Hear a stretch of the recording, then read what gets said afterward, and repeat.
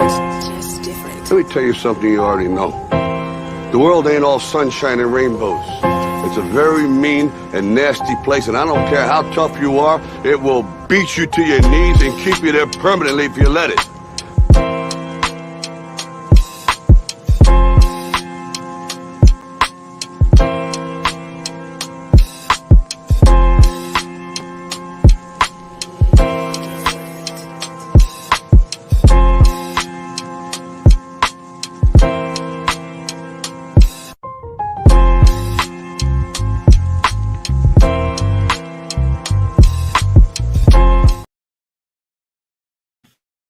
Yeah.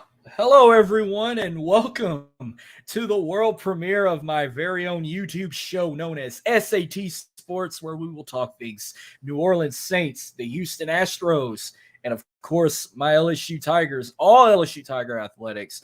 If you recognize this face, you know yours truly. You can find me on the World Elite Podcast, but I'm your host, Marcus. But I'm also on Twitter at MarcusElite337. It's been a long time coming. I've been wanting to do my own YouTube show to talk sports, where we don't have to throw it in between when I do my wrestling show, and we finally got it launched. Also part of Driving to the Top Productions, where the road don't stop. So we're going to have a fun one today to start a whole new era with this. But when I do these shows, I'm not just going to be talking alone. Every week or bi-weekly, when I decide to do these shows, I'm going to bring a guest or two. And on the debut episode, I thought, what a better way to kick off the debut show than talk and recap the 2023 NFL Draft as our main topic. And with a few more to come, but enough talk for a minute. I'm going to throw in my two guesses for the day. First up, he's representing the great city of Cleveland, Ohio. You can find him on his show, Talking Sports by the Lake, and he also does XFL talk and USFL recaps, representing the Dog Pound and the Cleveland Browns. We got Evan Brogdon in the house. What's up, man? What's up, man? I'm very grateful to have be one of your very first guests here on SAT Sports. I'm ready and I'm excited. How are you? I'm doing good, and folks, this is the guy who made my intro. So give all the credits to him because that's a kick-ass intro. And I do appreciate it. You gave me the ideas. I said, well, I got to throw this and that in, and you just made it perfect. Even it's like the beat. It's like riding a lowrider type beat right there. Yeah, and that's that beat kind of hit home for me when I thought about LSU, because you think about LSU sports, they're always right there. At least for my lifetime, and then they always have great players, great talent.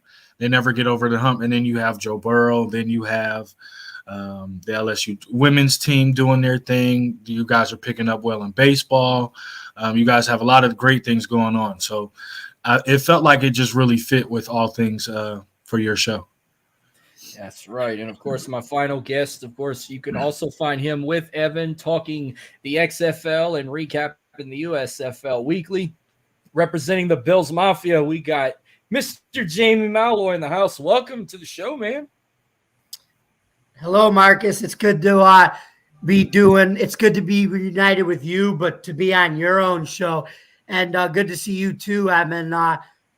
We had it was good to see you. And it's good for me too, because I finally get to talk other things besides USFL and XFL, and we get to talk XFL tomorrow, which is good. And I finally get to do a show with some NFL stuff regarding the draft tonight. And I really liked that intro. And I'm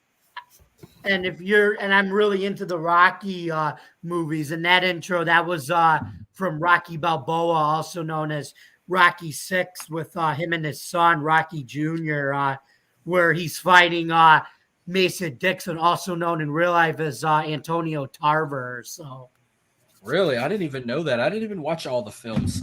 I just remember the old school ones, and then the one they dropped, I think, in the early 2000s or something like that? That was the one. That was the one you did, the intro one. That was the one where he's talking to his son, because he's in law school now and he's older. But that's the one where he's like 70 years old and he's fighting Mason Dixon, which is Antonio Tarver in real life.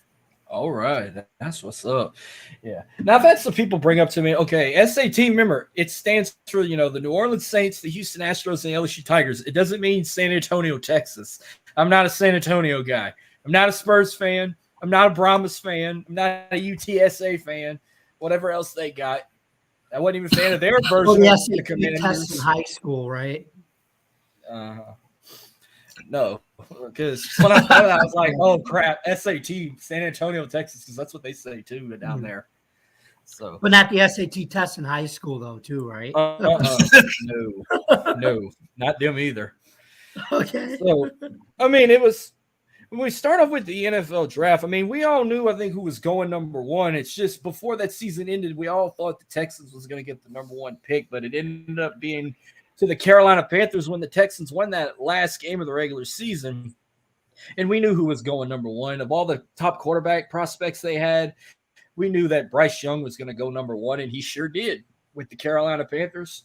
He was the number one overall pick, a Heisman Trophy winner, and I'm like, hell yeah, I get to see Derek Carr versus Bryce Young twice a season.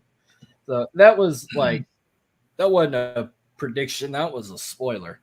So, I mean, did you guys thought the same thing, or you thought maybe the Panthers would have probably drafted somebody else?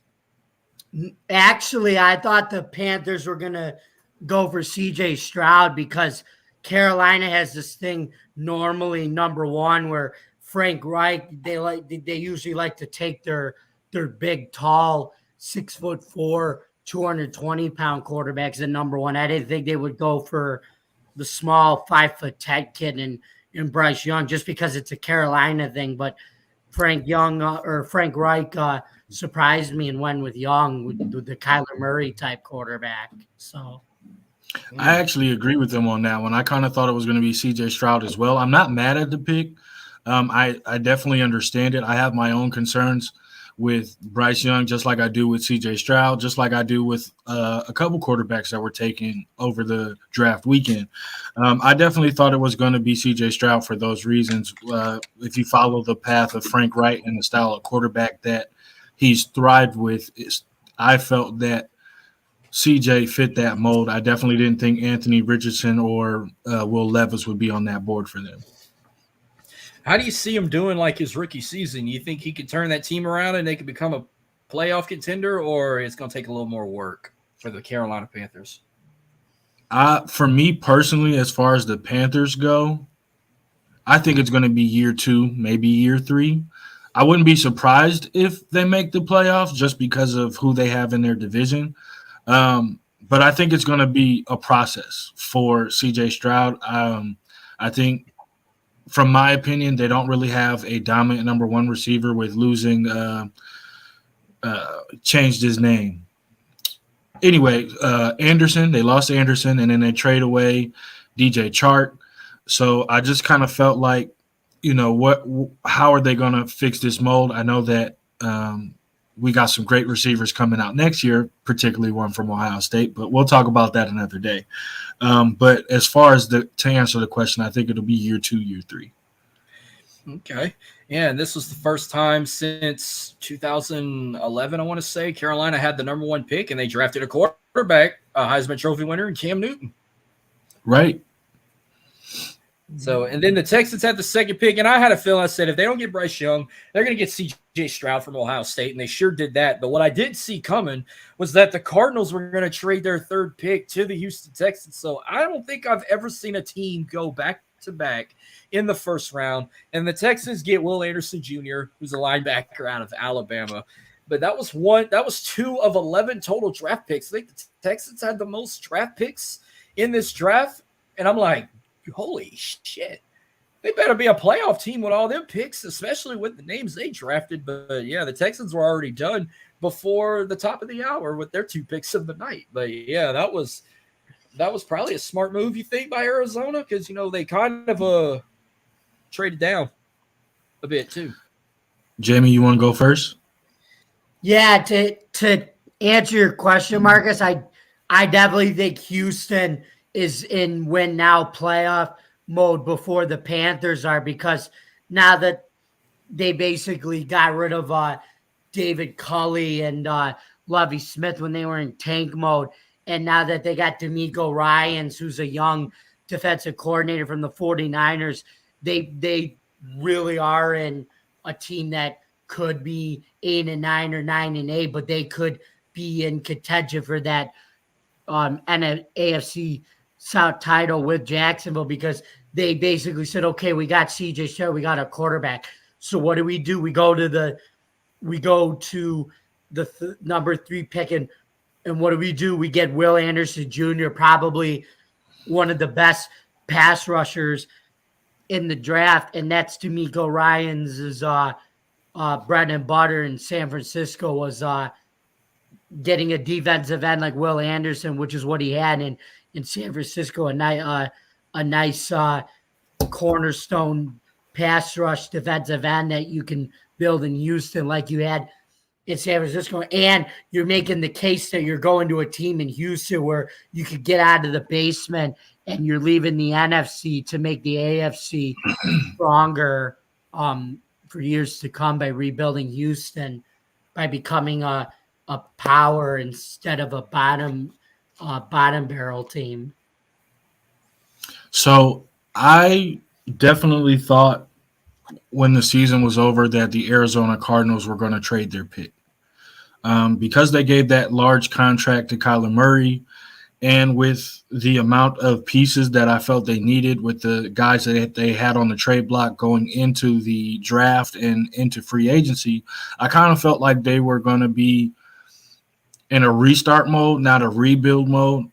I think that they can get a couple pieces here and there and they'll be okay. Now, did I think that Houston made the right choice? Yes, they went and got their guy. I had some conversations with one of my very first guests on my show when I started my podcast, Seth C. Payne, who was actually a Jacksonville Jaguar and a Houston Texan defensive lineman, where he brought up the connotation that the idea around Houston as far as the big heads were that the owner and GM wanted a new quarterback, and D'Amico wanted a pass rusher, a defensive end, somebody he can have like a Nick Bosa.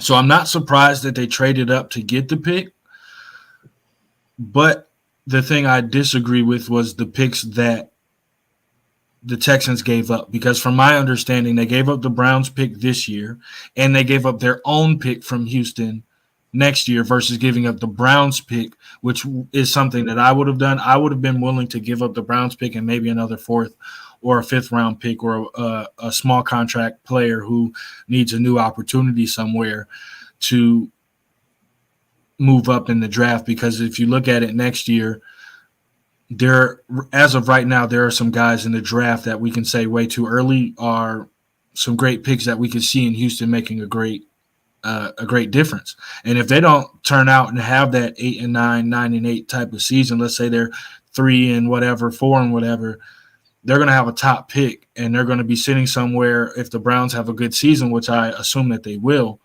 somewhere in the middle to the late end of the draft. And I think that could kind of set them back, and it kind of puts a little bit more pressure on Will Anderson and D'Amico Ryans as far as production for a guy that, to me, didn't make sense that coming out that they had ranked higher than the quarterback that they took it to. Yeah, Colts had the 4th pick. I actually like this one, but they picked Anthony Richardson, a quarterback out of Florida. I like it, but I was thinking, maybe this was where Will Levis could have ended up, but they ended up getting the Florida Gator instead over the Kentucky Wildcat.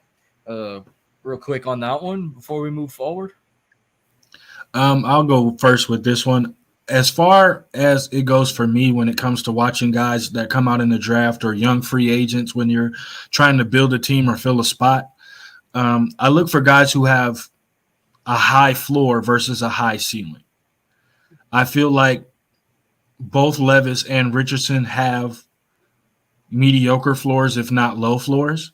But the difference here for Richardson is that he has an amazing ceiling when it comes to his potential, his athleticism, to be able to be a spark in that offense. They got the receivers, they got a decent offensive line, and now they have a twitchy, quick mobile quarterback, there, who can help the run game and the pass game with Jonathan Taylor. Okay. What you got, Jamie?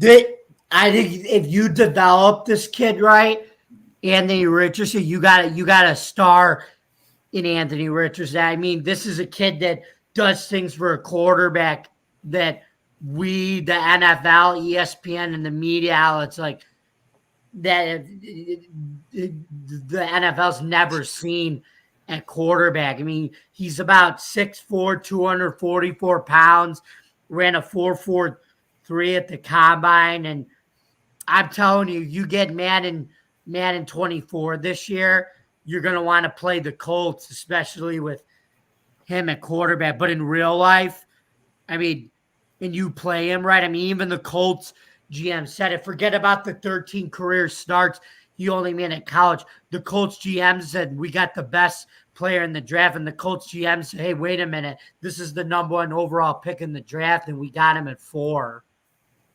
All right.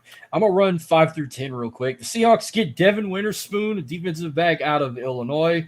The Cardinals ended up moving a bit because the Lions had the 6th pick, but they moved 6 down. So the Cardinals get Paris Johnson Jr., an offensive tackle out of Ohio State. Raiders had the 7th pick. They get Tyree Wilson, defensive end out of Texas Tech. The Falcons had the 8th pick. This was like a jaw-dropping moment. They get Bijan Robinson, running back out of Texas. The 9th pick went to the Philadelphia Eagles, who picked Jalen Carter, defensive tackle out of Georgia, and that was a trade by the Chicago Bears. But they only moved down 1 spot because I figured the Bears wanted to get him, but the Bears ended up getting Darnell Wright, an offensive tackle out of Tennessee. So the 2 right there between those that kind of shocked me was Bijan going to the Falcons, and then the Bears trading and moving down 1, and Jalen Carter, the first of many Georgia Bulldogs, getting off the board there. And someone told me that as of now, for the Philadelphia Eagles, I think 7 starters now, or 8 of their starters are all Georgia Bulldogs.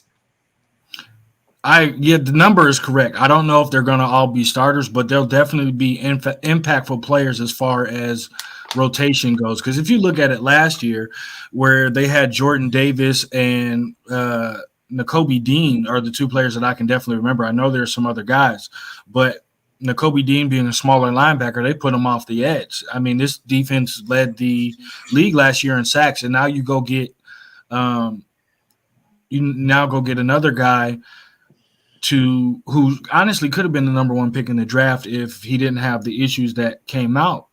And it wouldn't have been necessarily a scoff at it as far as his talent going. So the rich get richer with that one.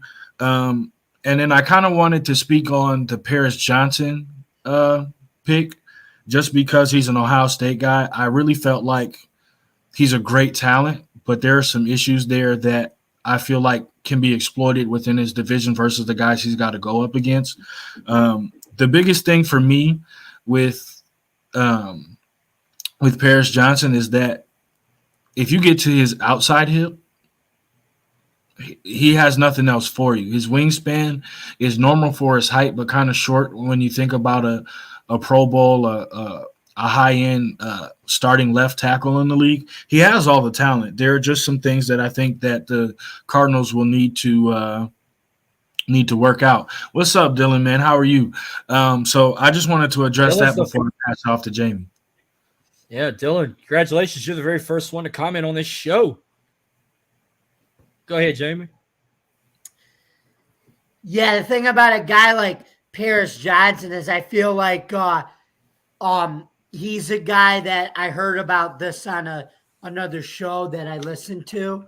And he's a guy where if you like, he'll be like a guy where he would struggle on his own as a starter on a non-playoff team versus like he would be on a playoff team, but he would kind of be like non-existent. He's like one of those type of prospects, rookie players. Yeah, because I can actually point that out to if you think about it, they had 4 guys this year come out of Ohio State off the offensive line, yeah. And for the Browns, we drafted 2 of them in Whippler and DeJuan Jones. when you thought about pressure that came from the championship games, the playoff games, they came from Paris Johnson's side versus a guy like DeJuan Jones, who stands at 6'8", 345 pounds, with an amazing wingspan. I would definitely say that Paris has the more eye-popping talent, but like I said before, there are some things that definitely need to be fine-tuned and worked on before he can be the premier tackle that the Cardinals think he can be. Yeah, exactly.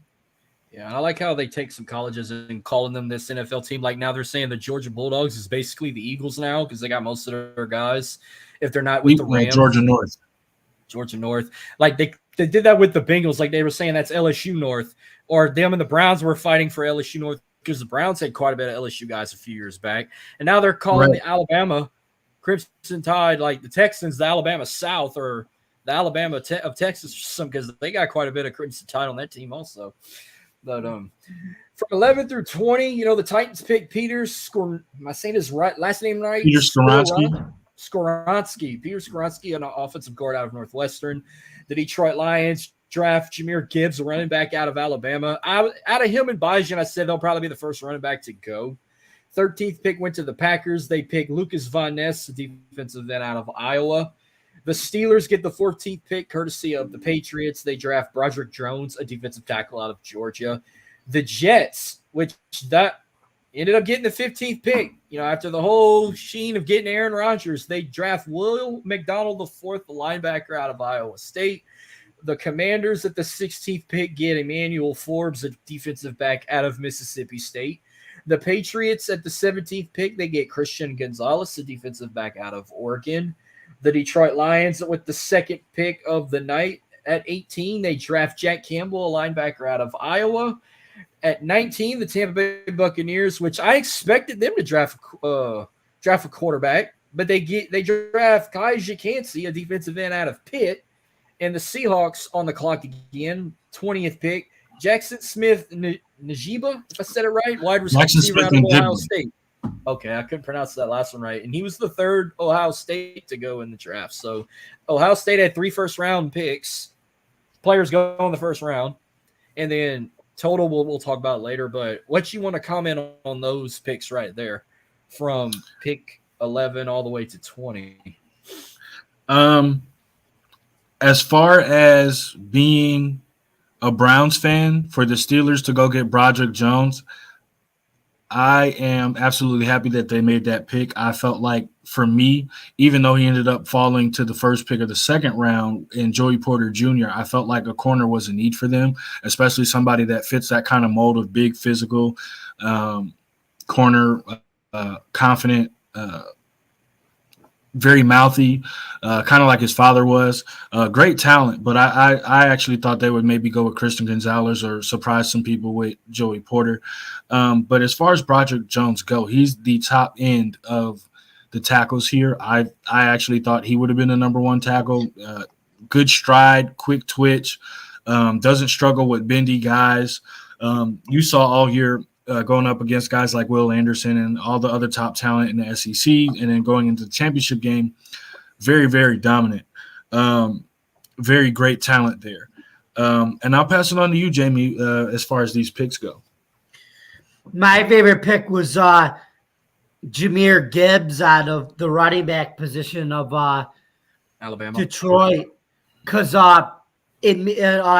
he wasn't just a running back when you got him. He was only 5'8", but he's a guy that kind of reminded me of one of those high school running backs where you could line them up and under center. You could line them up in the spread formation. You could line them up in a slot receiver position. He's a ball player where you can line him up anywhere in the backfield and he'll go make plays for you.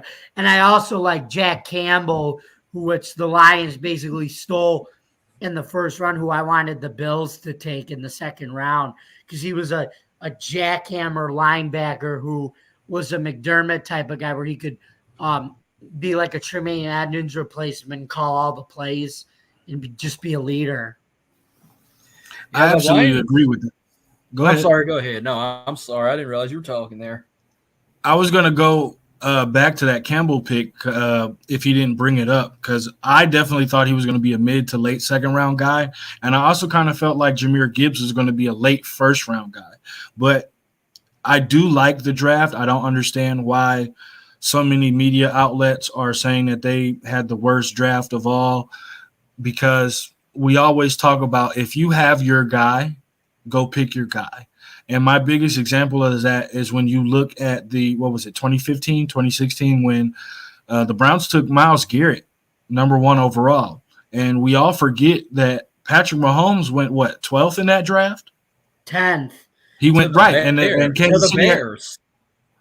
Well, the Bears right. had him, and then they traded the pick. They were to had him, and then they traded the pick. Yeah. Right. So, but nobody goes back and goes, oh, yeah, the Browns made a mistake by taking Myles Garrett. No, they got their guy, and it worked out. So as far as it goes when it comes to these two picks, if they work out, I think that they'll get the respect that they deserve. I was definitely expecting Campbell to be a second-round pick, but, hey, if you get your guy, do what you got to do. Mm-hmm. But I thought Jahmyr Gibbs was perfect for him because, they needed a running back after Jamal Charles was traded to the Saints. So I was like, they needed a running back, so that was good. But I didn't think, Seahawks was the first out of 4 consecutive picks of wide receivers, which those are the only wide receivers that went on the board in the first round in a row, because after the Seahawks picked Jackson Smith, the Chargers get Quentin Johnson out of TCU. The 22nd pick, the Ravens get Zay Flowers out of Boston College. And then the Vikings at the 23rd pick get Jordan Addison out of USC. So that's all the wide receivers that were taken in the first round. Then at 24, it was supposed to be the Jags picks, but they dropped down a bit. Giants got the pick. They get Deonte Banks, who's a defensive back out of Maryland. The Bills had the 25th pick, getting Dalton Kinsey, tight end out of Utah. Then the Cowboys. But he plays more like a wide receiver. He's a wide receiver in a tight end's body. If you watch Dalton Kincaid play, though. It's kind of like a Taysom Hill. Kind of like a little Taysom Hill there. Y'all got y'all's own version of Taysom Hill. He can do it all. But he's bigger than that, yeah. Yeah, he's definitely bigger than Taysom Hill. The Cowboys get Maisie Smith, who's a defensive tackle out of Michigan. The Jags, with the 27th pick, get Anton Harrison, who's an offensive tackle out of Oklahoma. The Bengals, with the 28th pick, get Miles Murphy, a defensive end out of Clemson. The Saints, with the 29th pick, they get Brian Brzee, a defensive tackle out of Clemson. The Eagles, with the 30th pick, get Nolan Smith, a linebacker out of Georgia. So they drafted 2 Georgia Bulldogs in the first round. And usually in a draft, there's 32 picks, but what happened with the Miami Dolphins, they lost the final pick, and the Super Bowl champs got the final pick. At 31, the Kansas City Chiefs drafted Felix Ndukuzama, a defensive end out of Kansas State. So, and that concluded the first round of the draft, but I'll let y'all finish off before we move on. Are we going to hold off on our Saints talk? I was just saying who they just threw in, like who the Saints picked up. That's all I'm going to mention was the rest of their draft picks. And then I was going to let y'all do the same with y'all's teams. But y'all have anything y'all want to close out on the first round of the draft with these last picks they made?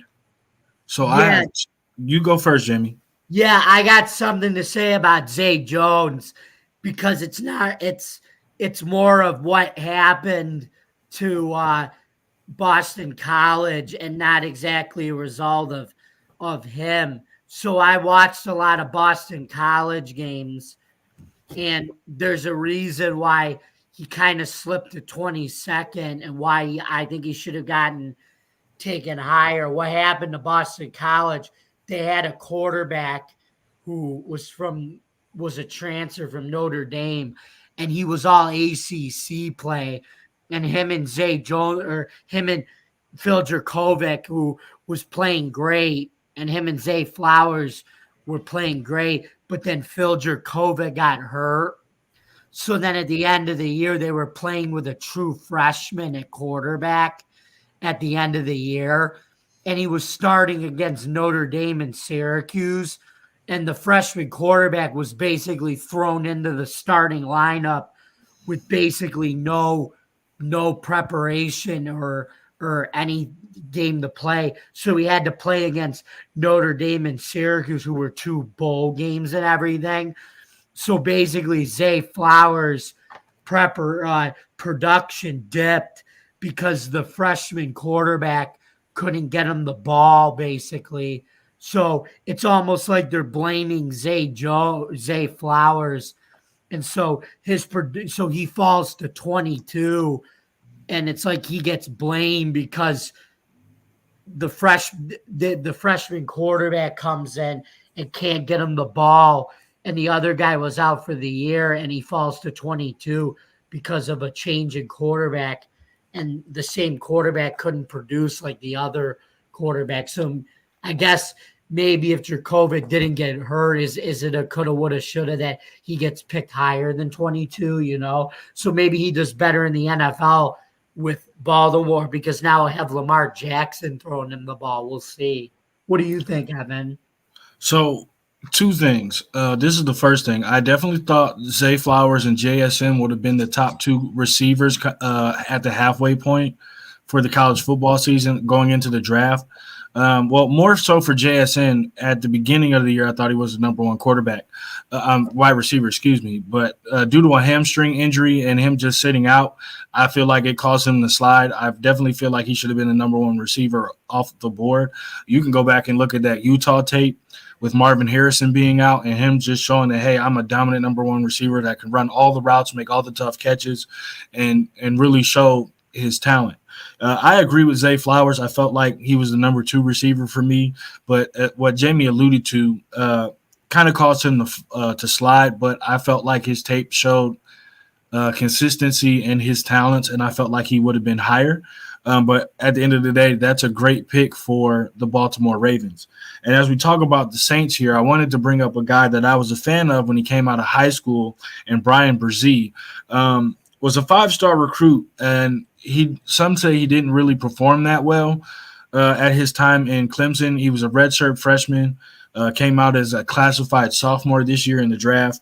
There were two things that kind of stalled him out as far as production, and that was multiple injuries while at Clemson, and then at some point last year, the loss of his younger sister. So prayers go out to his family, and my condolences for that. But that really affected him. He got sick. So that definitely affected everything that was going on. What's up, Jordan? But for Love me, the comment, guys, keep it up. Go ahead, bro, Evan. But for me, if his potential can be tapped, I think you have an Ndamukong Suh Jr. type player as far as talent goes in the NFL. For his strengths, he's a natural athletic guy. He's good at stacking up in the pass game and in the run game. The only problem is a slow first step and slow quickness off the snap of the ball, but I think those are things that can be fixed. He has a lot of veterans around him, so he has the right guys to help him learn how to be a pro, teach him the tricks of the trade. So I think you guys got a steal in somebody that, if he didn't have the injuries, might have been a higher pick in the draft. Yeah, I mean, I think he's going to be a great leader and all that on the defensive line. But speaking of the Saints, they had a total of 7 picks in the draft. That was their pick in the first round. Then they had 1 second round, 1 third round, 2 fourth rounds, and 1 fifth and 6th round pick. But they picked up some more help on the defensive line. In the second round, they drafted Isaiah Foskey out of Notre Dame, which I think he'll be the perfect replacement for David Onyemata, that he went to the Falcons now. We also picked up Kendra Miller, a running back out of TCU, which that was probably one of my, if not my favorite pick of the draft for the Saints, because I saw how good he did throughout his career at TCU going into that national championship. I don't want to talk about that. Was an embarrassment against Georgia, but he had a hell of a career, ending strong, getting to the national title, and even beat Michigan. For your sake, you would love to hear that, because being an Ohio State guy, y'all hate Michigan just as much as we hate Alabama. So That was good for that. Nick Saldivari was drafted in the 4th round out of Old Dominion, an offensive lineman, which still need all the protection we can get for Derek Carr, even though I think I could see him maybe rotating a bit. Maybe if Trevor Penning gets hurt again, I could see Saldivari on the O-line. We got a quarterback to learn from Derek Carr. We got another Fresno State guy, just like Derek Carr. They get Jake Hayner from Fresno State, which I think that's good. I mean, we got a backup for Derek Carr. Even though I don't think Taysom Hill is quarterback material, I think he should just stay at tight end, or maybe play a little bit of wide receiver and special teams. We also got Jordan Howden, a defensive back out of Minnesota. And our last pick of the draft, we get another wide receiver to throw to Derek Carr. A.T. Perry out of Wake Forest. So that's a good pick for a wide receiver. Just think, him, Chris Olave, Jarvis Landry, Michael Thomas, Traquan Smith, all these guys the Saints got for Derek Carr to throw to. So I like the Saints picks right here. So you want to throw in some of the other picks that the Cleveland Browns had, and same with the Buffalo Bills?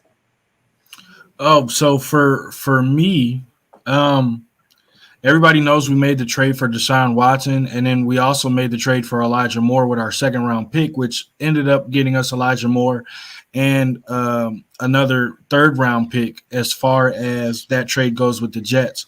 So for us, I was really ecstatic with the draft. I like the guys we brought in. There's a lot of guys that are not going to make an impact as far as this season when it comes to the Browns, but there are a lot of guys that will make impacts in the future as we go with contract talks due to the contract that we've given our key players.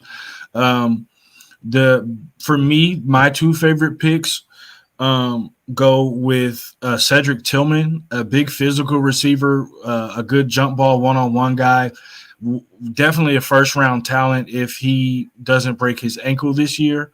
A lot of people say he was the number one receiver, the better receiver coming out of Tennessee when it comes to the two receivers that got drafted back-to-back with Jaden Hyatt and Tillman. The second pick for me is our last pick of the draft, which I referenced earlier, which is DeJuan Jones, 6'8", 340, amazing wingspan, good high school basketball player. There were a lot of things that turned off NFL scouts with him as far as him showing up to the Senior Bowl, dominating the Senior Bowl on day one, and then leaving, not telling anybody that he left. Telling Steelers head coach Mike Tomlin that football is not it for him. He wanted to be an NBA player. With that size, I can definitely see it. High school tape of him playing basketball was great. Now, there are some concerns as far as him playing for a winner or playing for a rebuilding team. I think he's one of those kind of guys that we see in the NFL everywhere. I'm pretty sure for the two of you, you can name them on your own roster as guys. If you're not winning, this is not the type of guy you really want on your roster because they're just not going to perform the way that you would expect him to. But as far as talent, as far as having the greatest offensive line coach in the NFL, I think that this would be a great replacement for Jack Conklin, or if something were to happen to Jedrick Wills, he would be a great swing tackle. So those are my two guys as far as it goes for Cleveland. Okay. What you got on the Buffalo Bills, Jamie? My absolute number one is Dalton Kincaid, the tight end out of the tight end wide receiver. You know what I mean? Out of Utah that we traded up to get. We already had Dawson Knox, who's our number one tight end, but who else did we really have to throw to last year besides Dawson Knox? We paid a lot of money for him, but I think with Dalton Kincaid, he's only 6'4", 240, but he's very, very fast, and he can get open in space like a wide receiver and run wide receiver routes. And like I said, he could do things that even Dawson Knox can't do. And he's going to definitely open up our offense for offensive coordinator Kenny Dorsey. And while he never actually ran the 40-yard dash, he told people he could run in 4.5 seconds, which is really good for a tight end. And my favorite number two pick, I'm going to say O'Cyrus Torrence, the guard from Florida, because a lot of people think that he was a first-round talent that we got at 59. Like a lot of mock drafts had him going to Tampa at number 19. And when you're playing in the SEC for Florida and you don't allow a single sack, especially against the fact that Florida played Georgia last year, and when you don't allow a single sack against Georgia and Kirby Smart's All-American defensive line, that's even more impressive too. And the fact that they were only 6-6 as well. Absolutely. But I did want to bring something up on Kincaid. He was probably one of my favorite stories coming into the draft because most people don't know. His only year of high school football was his senior year. He went out. He was actually a basketball star and went out for the football team his senior year after talking to some friends, and then goes JUCO and tears it up again. He finally gets an offer late coming to Utah and absolutely dominates. So to see him climb the board and fight for something that became a dream for him to be a first-round talent is a great story. I love stories like that. I love stories like that where if there's somebody who never played that sport all their life, they play it like 1 or 2 years, or if they were like a foreign exchange student from another country and play that game, and then after 1 or 2 seasons, they so good that they're getting all these Power 5 offers, and then next thing you know, they're on that stage hugging Roger Goodell, holding a NFL jersey. That's what I call American dream right there. Absolutely. Look at Tom Brady. That's an example. He was a nobody all of his life. He grew up playing baseball. He never played football until his freshman year, and he was drafted in the 6th round, pick 199, and next thing you know, he's in the Hall of Fame. Or look at that, you know. Yeah, he was drafted in the 6th round to the Patriots, and he's gonna be a first ballot Hall of Famer pretty soon. Yeah. But real quick, this is the first thing I'm going to mention LSU-wise on this show, but there were 6 LSU Tigers that got drafted in this year's draft, but not until the 2nd round. 1 goes in the 2nd, 2 in the 4th, 1 in the 5th, and 2 in the 6th. But the first LSU Tiger that got called up, a guy I actually met and got to take a good picture with when I rushed the field against Ole Miss. I took a picture and met B.J. Ojulari, who was the first LSU Tiger to go. He gets drafted to the Cardinals. Then Anthony Bradford goes in the 4th round to the Seahawks, who's an offensive lineman. Also in the 4th, Jay Ward, who's a defensive back, a damn good one. He goes to the Vikings. But the Vikings decide they want to be considered the LSU North because they pick up another LSU Tiger in Jacqueline Roy, who's a defensive tackle. A boy who grew up about an hour and 10 minutes away from me by the name of Keyshawn Boutte. You can see him at wide receiver. You've seen him at running back, representing New Iberia, Louisiana. He was drafted to the New England Patriots. And the last LSU Tiger to go was Jared Bernard Converse, who's the defensive back, which LSU has been known as DBU. He gets drafted to the Jets. So, Evan, I know you're an Ohio State Buckeye. I think, Jamie, you said you like Syracuse a bit. Tell me some other Ohio State Buckeyes outside of the 3 from the 1st round that got their name called to the NFL. Jamie, I'll let you go first. I only have 2 that were actually drafted. I said Matthew Bergeron went 62nd overall, which was – or no, sorry. He went 38th overall, which was, set in the 2nd round to the Atlanta Falcons. But like I said, you could consider that a first-round talent because he's going to start. Garrett Williams probably would have been a first-rounder if he wasn't hurt the rest of the year. But he went in the 3rd round to the Cardinals. But if he gets healthy, he'll probably get a lot of playing time. And then Sean Tucker went undrafted to the Tampa Bay Buccaneers, but he actually got a 6-figure deal as an undrafted free agent, which is actually a huge contract for an undrafted free agent. So he's still got about $100,000 for a UD free agent, which is a lot of money. Mikael Jones got an undrafted free agent deal with the Los Angeles Chargers. And Andre Schmidt got an undrafted free agent deal with the Chicago Bears. But I think it's different with kickers because I think he'll make the roster with the Bears because of the way kickers are now in the NFL. There's a low supply of good kickers in the NFL, but there's a huge demand for good kickers in the NFL. So I think he can make the roster, the Bears roster, and maybe be their starting kicker. Just like you see, there's a lot of teams draft kickers now. A lot of undrafted free agent kickers get signed, and you may see a lot of USFL kickers get signed in the NFL now, as well as XFL kickers get signed. So there's a huge demand for that. So, yeah, but I think a lot of these undrafted free agents that got signed by teams, like I think Sean Tucker was good enough to get drafted. Mikael Jones and Andre Smith, they all were good enough to get drafted. But I think they went undrafted because a lot of teams like didn't want to waste a draft pick on them. But a lot of them could make the roster, or if they don't, could decide to play spring ball next year. Like a lot of them could play in the USFL or the XFL next year. So you hear that, Evan? We may be talking about them next year in the USFL or the XFL if they don't make their rosters as a undrafted free agent this year. So I definitely am looking forward to it, to see all the new talent that'll go, and that was definitely something I was going to say for the show tomorrow.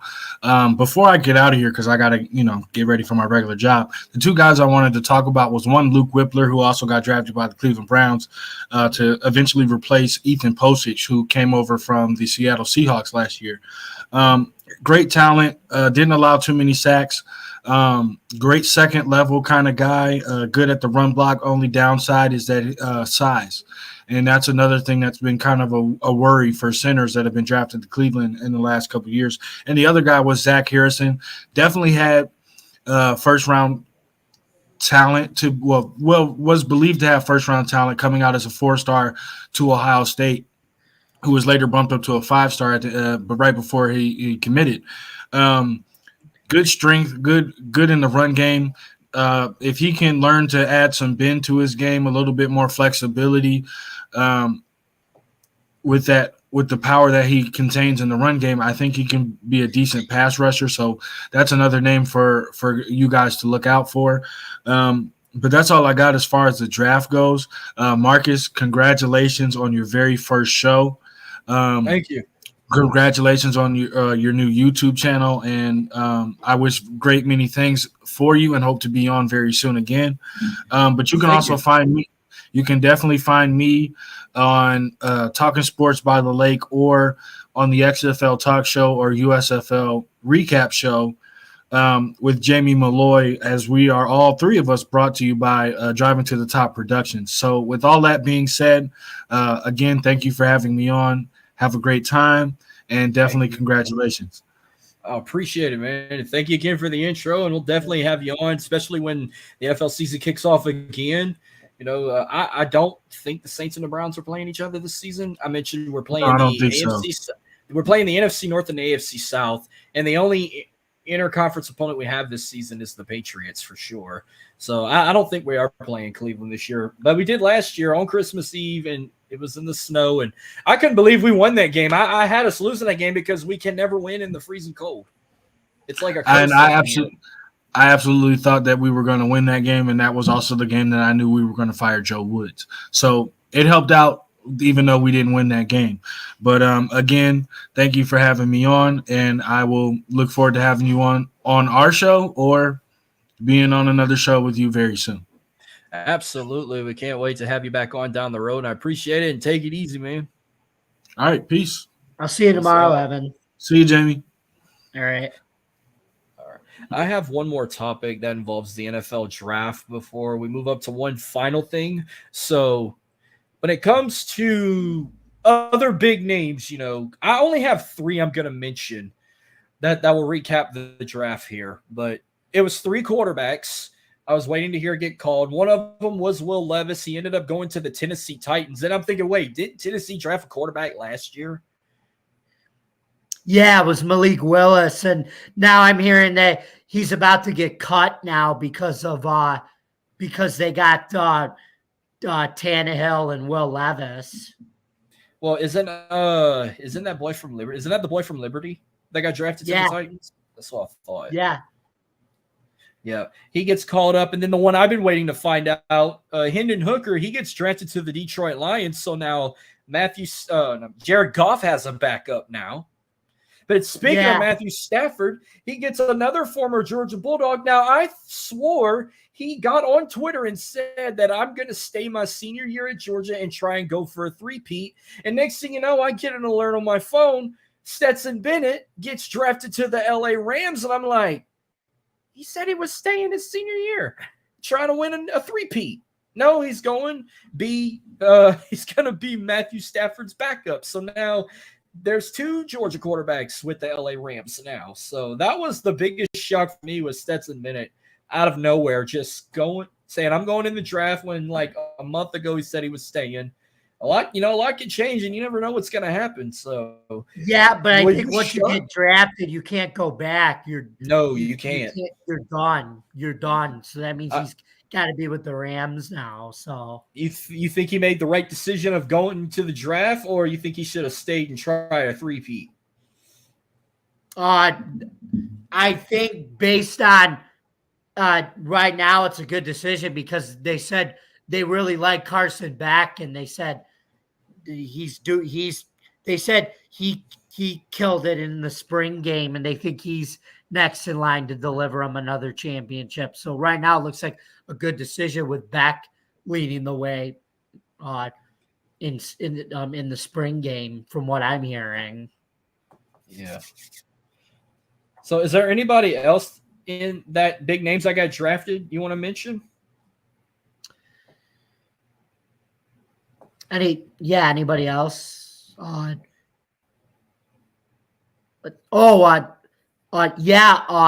Luke Musgrave in the second round. He got drafted to Green Bay at tight end, because that's who I actually had in my mock draft going to Buffalo. Yeah. From Oregon State. Okay. Yeah. Okay, so this is going to be my final thing I'm going to bring up before we close out the debut episode. But I know you watch a lot of sports and everything, but do you watch any college basketball when you get a chance, or are you big with college basketball? I do. Right after college football's over, I go right to basketball. Do you watch women's basketball too?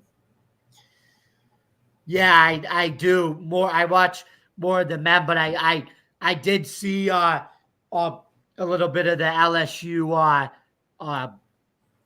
Iowa final. I did see that Angel Reese taunting Kayla Clark. I thought that was pretty cool. Man, it was the biggest shit they were mentioning. 9.9 million viewers, the most watched women's national championship game ever. Are you kidding me? Anything with Kim Mulkey is going to be more than just a basketball game. You know that. Even at Baylor, it was too. Go ahead. I think it had the most views because, for once, they didn't have to watch a championship game with South Carolina or UConn or Stanford or Notre Dame, to throw a few names. Those women powerhouses, kind of like with college football. We're tired of seeing the same teams like Alabama or Clemson going to the national title game. It was nice seeing, TCU get a chance, the first team from Texas to go. Georgia going back to back, because we've made those jokes about Georgia for the last 40 years that they weren't going to win another title, and then that backfired. But I don't really watch. Before Kim Mulkey showed up to LSU, I didn't watch as many women's college basketball games, but I would watch the Final Four every year and stuff and see those big names. But when Kim Mulkey came from Baylor, I was I got really hooked, because I love Kim Mulkey. And I was she's going to bring us a championship down the road. And who would have thought in her second season she would bring them to the Final Four for the first time since 2008, and then they win their first ever national championship. I got hooked. I love the Kim Mulkey show. I can't wait to see. Now it's we're looking we might go back to back, because we just signed the 2 hottest free agents in women's basketball. They first signed Haley Van Lith from Louisville, which that was one of the top prospects. And then the number 1 prospect as a free agent out of DePaul University, Anija Morrow, is now coming to Baton Rouge. So we got a stacked lineup going into that season as a defending champ. And I didn't go to a basketball game last season, but I'm going to work my hardest to try and go to one this upcoming season. I mean, you can catch me at every home game for football because I'm a season ticket holder, but I'm going to bust my ass to make sure I go to another women's basketball game, because I was lucky to go to one in her first season as the head coach. So I can't wait to try it again, but I can't wait to see what Kim Mulkey does in her third season. Third time's the charm. I think she could go back to back. She's been a winner and a change agent to women's basketball at every job she's been. She did it at Baylor with Brittany Griner, and she'll do it again with Haley Van Leaf, Angel Reese, and Asia Moore too. She's done it all of her life, and I can't see why she can't do it with this roster again. And now, and keep in mind when she was at Baylor, that was all natural recruiting. There was no transfer portal too. Mm-hmm. She's like a female Nick Saban because she's got herself quite a bit of championships. Remember, she won one as a player at Louisiana Tech. She brought Louisiana Tech to their first national championship back in 1982. And then she won another with Louisiana Tech as a student coach. And then she won 3 with Baylor, her first as a head coach. And then, of course, she won one with LSU. So she's won 6 now, and she's going for number 7. So she's trying to be the female Nick Saban, and I'm considering that. Yeah, it's pretty funny how you guys at LSU, you went from loving him because he was the head coach, and then he went to Alabama, and then you had to hate him because you had to hire Les Miles right after he left LSU to go to Miami, and then he went to Alabama after Miami. So, and yeah, and just think, and all that drama. We've all wondered, like, if he would have stayed at LSU, you think Alabama would have been? I mean, you think LSU would have been what Alabama is today, a dynasty with 6 national championships under Nick Saban? I mean, I don't know. I don't think you give Les Miles enough credit, though, too. Miles still did what he had to do, so. But look at LSU, since 2000, every coach they signed to take over the Tigers brought them to a national title. Nick Saban, Les Miles, and Ed Orgeron. Brian Kelly, his first season, put LSU as a playoff contender before they started making a few errors. He beat Alabama his first season as the head coach. And now their stakes are hotter because they are one of the odds-on favorites to possibly make the playoffs if they can get past Georgia in the SEC championship. Maybe Alabama too. Like it's hard to beat it. It's going to be hard for him to beat Alabama back to back because when that week comes, that first week of November, Alabama's going to be ready to bring it all after what happened last year when Brian Kelly went for 2 in overtime. And I was there in attendance, and I was one of 100,000 people that rushed Tiger Stadium. One of the best feelings ever. But I have a lot of high hopes that Brian Kelly could bring them to a national title. Hell, the gymnastics team was so close bringing them a championship. And you got baseball, who was number 1 throughout the season. Well, they finally got off the number 1 rank curse. They dropped to number 2. But if Jay Johnson and them can keep winning, they can bring their 7th national championship to Baton Rouge in baseball.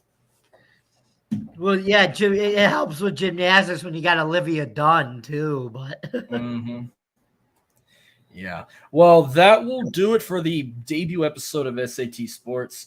Evan, thank you again for coming on, and thank you again, Jamie. But real quick before we go, I also just want to throw in there, I know y'all talking XFL tomorrow.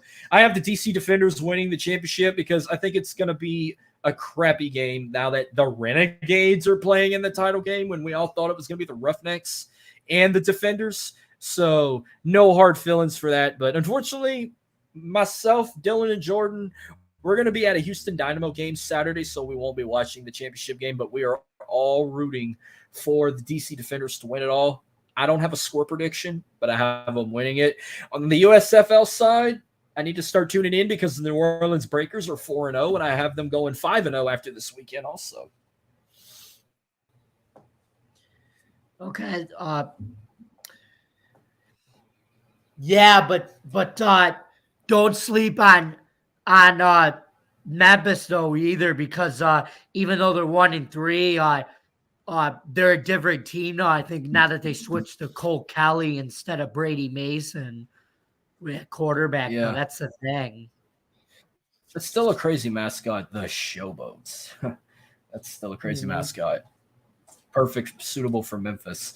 But yeah, that will do it for the premiere of SAT Sports. The next time I'm going to be on the air, it will probably be this weekend. No telling. Depends with what I got going on. But on my second episode, I'm going to bring in Dylan who's one of my co-hosts for the World Elite Podcast. We are going to discuss the 2023 Saints schedule and the 2023 primetime schedule, which also includes for the first time ever a Black Friday game. So they're going to compete with ratings with college football on Black Friday. Thing I'm waiting to find out is, will this game be an early kickoff or will it be a night kickoff? That's the one I'm waiting to find out, besides the two teams playing in it. All I basically know is if we want our college athletes to start prepping for the NFL, is have college and the NFL do a Black Friday game so it's equal. You know, I've always said we've always struggled to have our college athletes prepare for the NFL. So this is one way to do it. Yeah. Well, thank you again, Jamie, for coming on. And real quick, let the listeners know where they can find you on social media. Exactly. But if you read my little headline here, you can find me on Twitter, Jamie Malloy at DJ Dog Tags. And please go and follow that account, as I'm constantly growing my followers on Twitter every single day. So please go follow that. And you can also check out my football articles on at defianttakesfootball.com. I write for that website. I'm a freelance writer, and I write exclusive football stories for Syracuse Orange, college football, any NFL stories, and exclusive spring football content for the USFL and XFL as well. So if you can follow me on my Twitter account and check out www.defianttakesfootball.com, that will help grow my brand as well. So please and thank you. And thank you very much, Marcus, for having me on. I appreciate it. And you did very, very well for your first episode as host. Very well. I appreciate that. Thank you very much. And I'm going to, my Snapchat, no, not Snapchat. My Twitter at MarcusLee337 grows every day. You know, I get followers all the time, but I'm going to try and get my YouTube channel to grow, because with posting these shows weekly or bi-weekly. But the SAT Sports also has a Twitter you could follow at SAT Sports 89.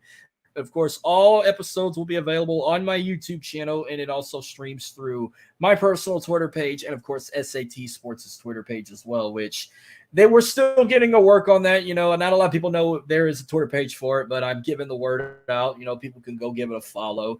But I'm going to be doing more advertisement for the show on my personal one, but I'm going to do what I can with the other one as well, because, you know, I don't just run that one. Adam also runs it too, from Driving to the Top. A lot of those guys kind of run it and everything too. But this will do it for the premiere of SAT Sports. Thank you guys for tuning in, and I will see you guys next time, and y'all have a good one. Thank you, everyone.